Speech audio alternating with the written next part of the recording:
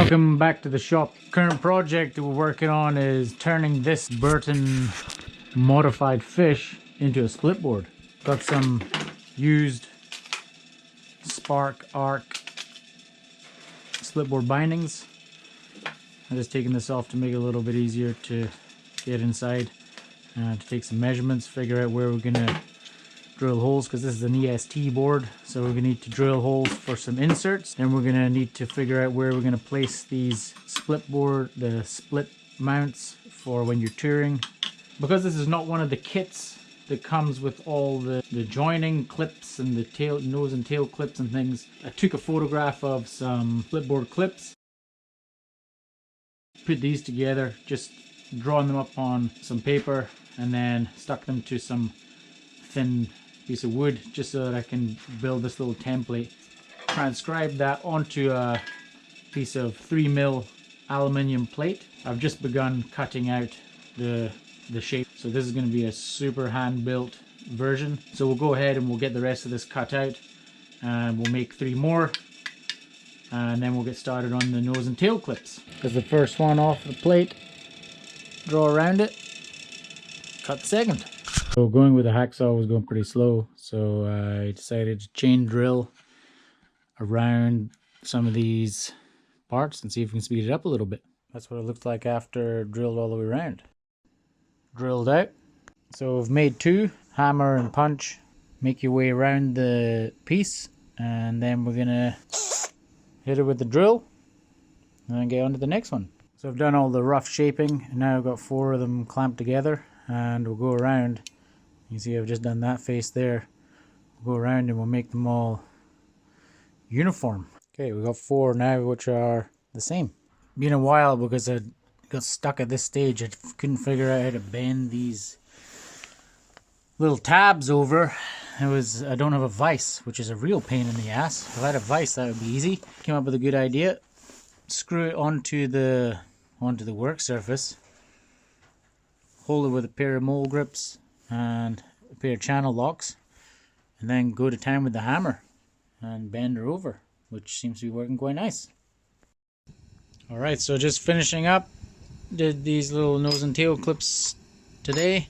Final stage, give them a nice finish, brushed aluminium lip, and brush these guys, and then we'll be done. In case you're not familiar with how these clips work, you got your 2 sides of the board, down that middle line, that's where the 2 sides of the split board meet. They just interlock like this, they just hook onto each other. There's the nose and tail clip, and then there's the bindings, which also help to stiffen the board.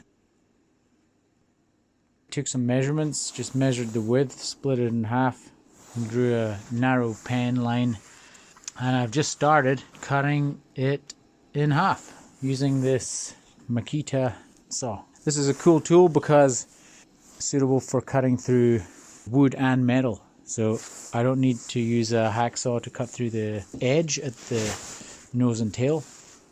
And around the EST inserts, I think there's a little bit of metal which just comes around the edges to strengthen it. I'm a good long way into it now, just to make it easier so that I can cut off the table and just to stabilize it, just cantilevering it with this box of beers. Choice. Well, that's her in 2 bits. That tool was perfect. So came up against a bit of a problem. These M6 T-nuts are 10mm in height. See, it's actually quite tall. On the nose and tail of the board, it's only like 4mm. Obviously these need to be shorter. They're unavailable in the local hardware store. So the solution is to cut them down. Step 1 is to snip these little prongs off the sides. Thing, again, still don't have a vise, so my solution has been to build this little rig here, drill out a hole and some smaller holes for the prongs to sit in, screw this to the table, clamp it here, and then go at it with a hacksaw like this. Clean it up with the file, and should end up looking something along the lines of this.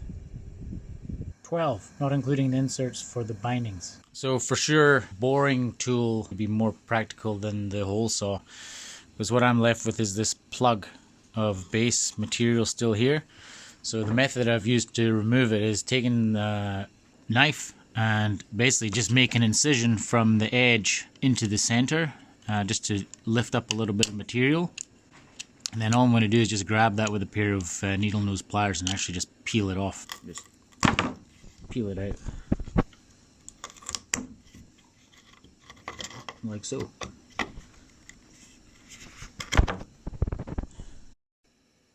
File them down until they're able to fit inside that recess. The last one. We got it done.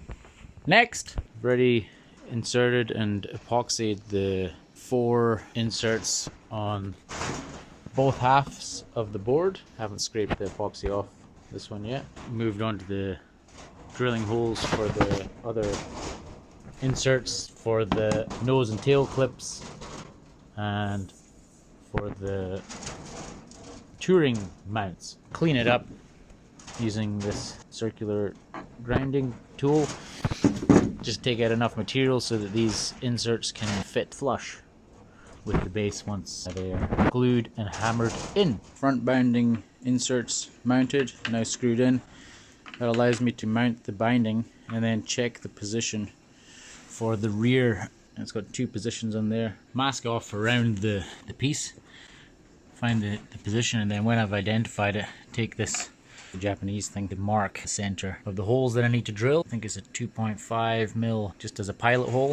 And then coming back at it with the hole saw from the other side before finally boring it out to the 8 mil diameter required for the insert. Epoxy these in just to seal any water ingress from the base, and I've also gone ahead and put a little bit of epoxy around the, none to show you, but a little bit of epoxy around from the top side as well, just to seal the wood core off from the elements.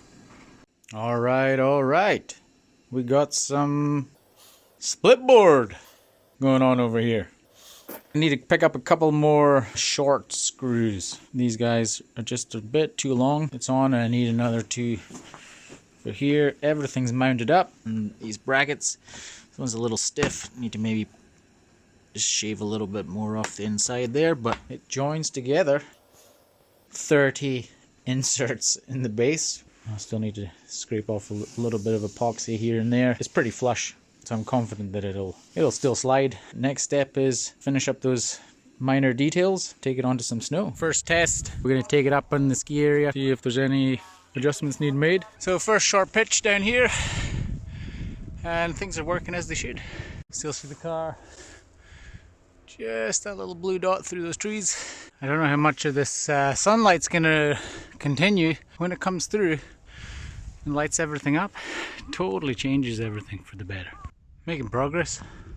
Pretty peaceful up here. Looks pretty cool through that gap, seeing up to the summit. And this thing's going pretty good so far. Seems like a good spot to stop for a drink of water. The next stage comes up here and follows this ridge. If I spin you around again, you can just see one side of Yoti's and breathing. Nearly got to the top of this pitch. Here's a steep one, but it's just lovely right now.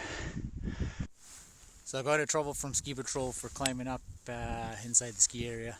Plus that top section's closed because the lifts are shut. But I managed to get the board to go back together. And now it's a functioning snowboard again. I don't have folding poles though, so I'm just carrying them. And the weather's nice. The sun's not gone down yet.